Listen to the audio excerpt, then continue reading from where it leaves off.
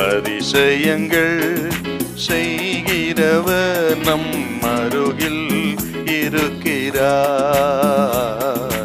அற்புதங்கள் செய்கிறவர் என்றும் நமக்குள் வசிக்கிறார்.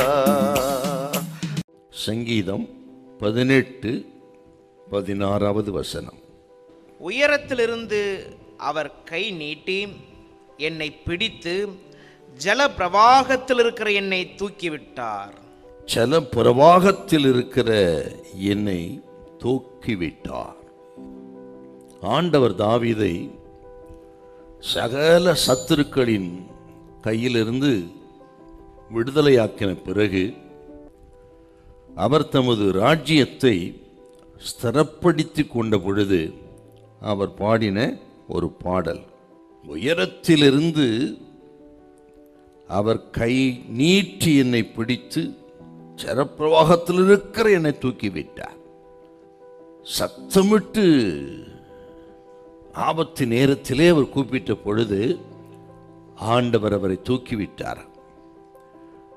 ஒரு நெருக்கடியான காலகட்டத்தில் சத்தமிட்டு கூப்பிடுவதற்கு தாவீது வெட்கப்படவில்லை. அதாங்க தாவீதோட விசேஷம்.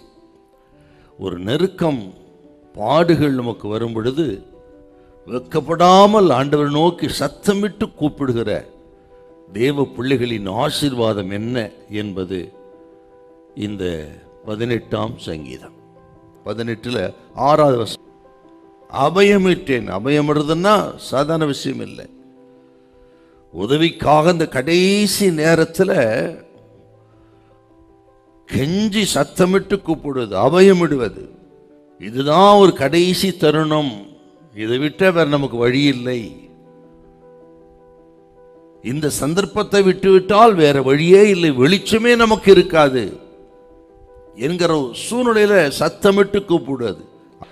எத்தனை சத்தங்கள் கேட்கட்டுங்க, ஆனால் தேவையுள்ள நெருக்கத்தின் மத்தியில் இருக்கிற ஒரு மனிதனின் சத்தத்தை கேட்பதற்கு அப்பன் இயேசு எப்பொழுதுமே இரக்கமுள்ள தெய்வம். இந்த முதல் தேதியில கர்த்தர் சொல்லுகிறார், எத்தனை சத்தங்கள் இருந்தாலும் சரி, உங்கள் சத்தத்தை கேட்பதற்கு, உங்க வியாகுலங்கள், பெருமூச்சுகள், வெளியே சொல்ல முடியாத பிரச்சனைகள் எதுவா இருக்கட்டும், எல்லாவற்றையும் கேட்பதற்கு ஆண்டவர் செவிகள் திறந்தே இருக்கிறது.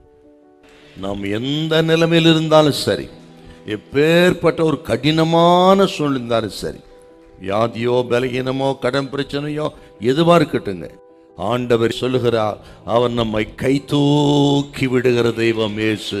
ஹல்லேலூயா, ஹல்லேலூயா.